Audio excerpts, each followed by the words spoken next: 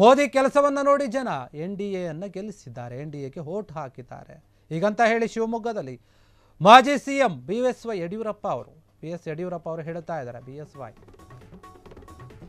ಮೋದಿಯ ಕೆಲಸವನ್ನು ನೋಡಿ ಜನ ಎನ್ಡಿಎಗೆ ವೋಟು ಹಾಕಿದ್ದಾರೆ. ಶಿವಮೊಗ್ಗದಲ್ಲಿ ಮಾಜಿ ಸಿಎಂ ಬಿಎಸ್ ಯಡಿಯೂರಪ್ಪ ಮಾತನಾಡಿರುವಂಥದ್ದು, ಹೇಳಿಕೆಯನ್ನು ಕೊಟ್ಟಿರುವಂಥದ್ದು. ಬಿಹಾರದಲ್ಲಿ ಕಾಂಗ್ರೆಸ್ ನೆಲಕಚ್ಚಿದೆ ಹೇಳ್ತಾ ಇದ್ದಾರೆ. ಕಾಂಗ್ರೆಸ್ಗೆ ಮುಖಭಂಗ ಆಗಿದೆ. ಮತದಾರರು ಮೋದಿಯವರ ಒಂದು ಕೆಲಸವನ್ನು ನೋಡಿ ಎನ್ಡಿಎವನ್ನು ಗೆಲ್ಲಿಸಿದ್ದಾರೆ, ಎನ್ಡಿಎಗೆ ವೋಟ್ ಹಾಕಿದ್ದಾರೆ. ಮೋದಿ ಮತ್ತು ಅಮಿತ್ ಶಾ ಅವರ ಒಂದು ಯೋಜನೆ ಯಶಸ್ಸನ್ನು ಕಂಡಿದೆ. ಮೋದಿಯವರ ಒಂದು ನಾಯಕತ್ವಕ್ಕೆ ಮೆಚ್ಚುಗೆ ಚುನಾವಣೆಯಲ್ಲಿ ಸಿಕ್ಕಿದೆ ಹೇಳ್ತಾ ಇದ್ದಾರೆ. ಮೋದಿ ಮತ್ತು ಅಮಿತ್ ಶಾ ಚರ್ಚೆ ಮಾಡಿ ಬಿಹಾರ ಒಂದು ಸಿಎಂ ಆಯ್ಕೆ ಮಾಡಲಿದ್ದಾರೆ. ಯಾರು ಸಿಎಂ ಆಗ್ತಾರೆ ಅಂತ.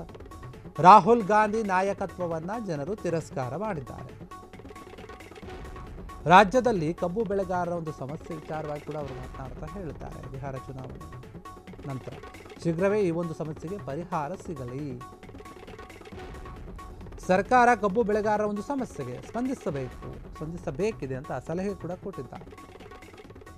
ಬಿಹಾರ ಚುನಾವಣೆಯ ಬಗ್ಗೆ, ರೈತರ ಸಮಸ್ಯೆ ಬಗ್ಗೆ, ಎರಡೂ ವಿಚಾರದ ಬಗ್ಗೆ ಬಿಎಸ್ ಯಡಿಯೂರಪ್ಪ ಅವರು ಮಾತನಾಡಿದ್ದಾರೆ ಶಿವಮೊಗ್ಗದಲ್ಲಿ. ಏನಂತಂದರೆ, ಬಿಹಾರದಲ್ಲಿ ಬಂದಂತಹ ಒಂದು ಗೆಲುವು ಏನಿದೆ ಅಥವಾ ಗೆಲುವಿನ ಕಡೆ ಏನು ಮುನ್ನುಗ್ಗುತ್ತಾ ಇದ್ದಾರೆ, ಜನರು ಏನು ಆಶೀರ್ವಾದವನ್ನು ಮಾಡಿದ್ದಾರೆ, ಜನರು ನೀಡಿದಂತಹ ಒಂದು ಬೆಂಬಲ ಏನಿದೆ, ಅದೆಲ್ಲವೂ ಕೂಡ ಪ್ರಧಾನಿ ಮೋದಿಯವರ ಒಂದು ಕೆಲಸದಿಂದ, ಪ್ರಧಾನಿ ಮೋದಿಯವರು ಮಾಡಿದಂತಹ ಒಂದು ಕಾರ್ಯವೈಖರಿಯನ್ನು ನೋಡಿ ಜನರು ಎನ್ಡಿಎಗೆ ಸಪೋರ್ಟ್ ಮಾಡಿದ್ದಾರೆ, ಜನರು ಎನ್ಡಿಎಗೆ ವೋಟ್ ಹಾಕಿದ್ದಾರೆ.